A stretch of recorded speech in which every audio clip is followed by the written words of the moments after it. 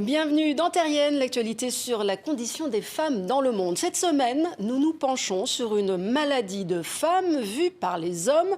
Voilà plutôt comment, dans la mémoire collective, l'on pourrait encore aujourd'hui présenter l'hystérie, ce trouble mental devenu insulte, essentiellement réservé aux femmes. Dans son ouvrage, l'autrice et psychologue Isabelle Siak cherche à mettre fin à 3 millénaires d'une construction patriarcale, car l'hystérie, vraie souffrance psychique, n'a ni genre ni âge. Ça vient de très loin parce que l'hystérie, dès le départ, c'est une maladie des femmes qui est mise sur le compte de l'utérus, d'où le mot hystérie. On parle de 5e siècle avant Jésus-Christ.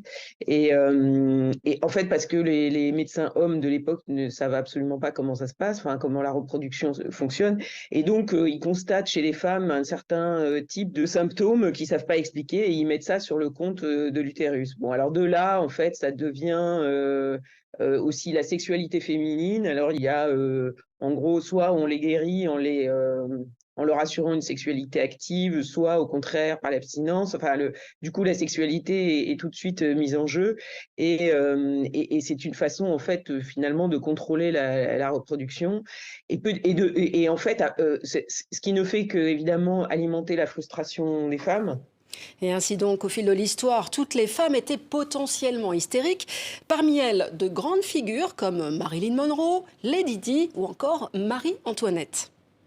Marie-Antoinette reste dans l'histoire comme un personnage hystérique au sens où elle est très suggestible, elle est très sensible au regard des autres. Enfin, il y a une espèce de continuum, on va dire, entre Marie-Antoinette et Lady Di, enfin Diana, ou une femme comme ça qui est très exposée, mais qui en même temps ne s'appartient pas du tout, parce que justement elle est très exposée et qu'en même temps c'est pas elle qui est aux premières loges, c'est-à-dire c'est pas elle qui a le pouvoir. Finalement, son seul pouvoir, c'est ce qu'elle représente. Et aujourd'hui encore, on dit d'un homme qu'il est en colère quand une femme, elle, est hystérique. La colère, évidemment, étant bien plus digne que l'hystérie, mais les hommes aussi ont leur part d'hystérie.